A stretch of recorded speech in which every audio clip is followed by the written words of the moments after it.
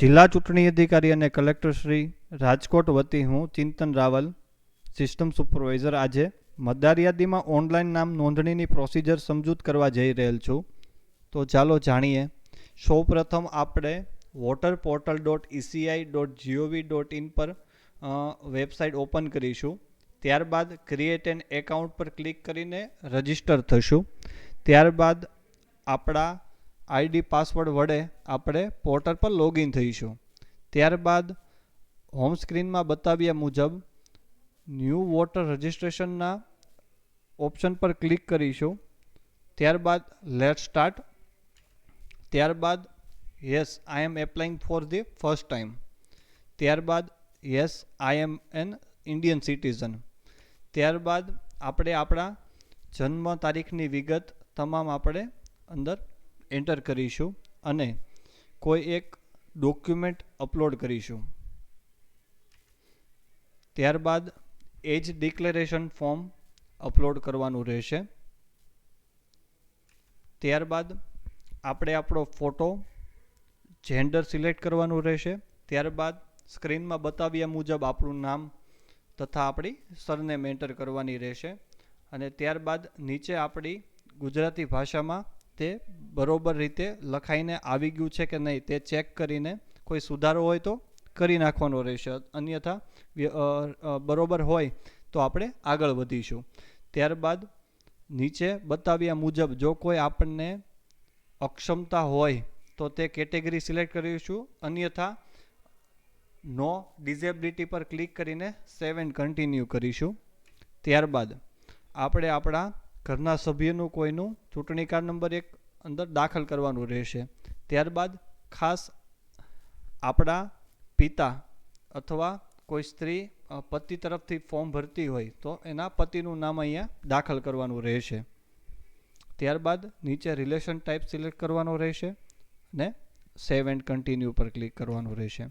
ત્યારબાદ આપણે હાલમાં રહેતા એડ્રેસનું આમાં દાખલ કરવાનું રહેશે. ત્યારબાદ નીચે સ્ટેટ ગુજરાત, ડિસ્ટ્રિક્ટ આપણે આપણું સિલેક્ટ કરવાનું રહેશે. એસેમ્બલી જો ખ્યાલ હોય તો એ એસેમ્બલી સિલેક્ટ કરવાની રહેશે. ત્યારબાદ આપણે એડ્રેસ પ્રૂફ તરીકે કોઈ પણ એક ડોક્યુમેન્ટ અપલોડ કરવાનું રહેશે. ત્યારબાદ ડિક્લેરેશનમાં આપણે આપણું પ્લેસ અને આપણું નામ લખવાનું રહેશે અને સેવ એન્ડ કન્ટિન્યુ પર ક્લિક કરીશું. ત્યારબાદ આપણે જે ફોર્મ ભરેલું છે તેનું એક આપણને પ્રિવ્યૂ જોવા મળશે. તે પ્રિવ્યૂ આપણે ચેક કરી લેવાનું રહેશે. જો કોઈ આપણને ભૂલ બતાય તો આપણે બેક જઈને તે સુધારો પણ કરી શકીએ છીએ, અન્યથા કોઈ સુધારો ના હોય તો ડાયરેક્ટ સબમિટ પર ક્લિક કરીશું એટલે આપણને સ્ક્રીનમાં બતાવ્યા મુજબ એક રેફરન્સ નંબર જનરેટ થશે. એ રેફરન્સ નંબરથી આપણે આપણું ફોર્મ કયા સ્ટેજ ઉપર પડ્યું છે તે આપણને જાણવા મળશે અને કેટલા સમયમાં તે આપણું ફોર્મ સ્વીકાર થશે અથવા રિજેક્ટ થશે તો રિજેક્ટ કયા કારણસર થયું છે તે પણ આપણને જોવા મળશે.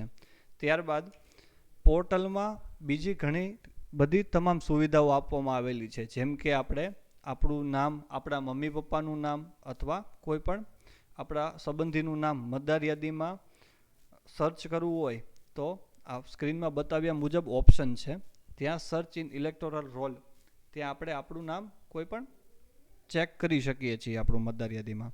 ત્યારબાદ જો આપણા કોઈ ઘરના સભ્યોના નામમાં સુધારો કરવાનો થતો હોય અથવા જેન્ડર મિસમેચ હોય અથવા કોઈ પણ અલગ અન્ય સુધારો કરવાનો થતો હોય તો કરેક્શન ઇન વોટર આઈડી પર ક્લિક કરી અને સુધારો કરી શકીએ છીએ.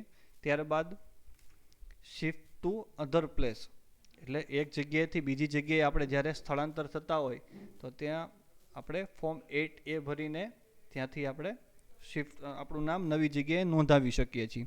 ત્યારબાદ ડિલીશન ઓફ વોટર આઈડી કાર્ડ, જ્યારે આપણું નામ કોઈ પણ કમી કરવાનું થતું હોય મતદાર યાદીમાં તો ત્યારે આપણે ફોર્મ 7 ભરવાનું હોય છે, તે પણ આપણે આ પોર્ટલ ઉપર ઓનલાઈન જ ભરી શકીએ છીએ. Thank you so much.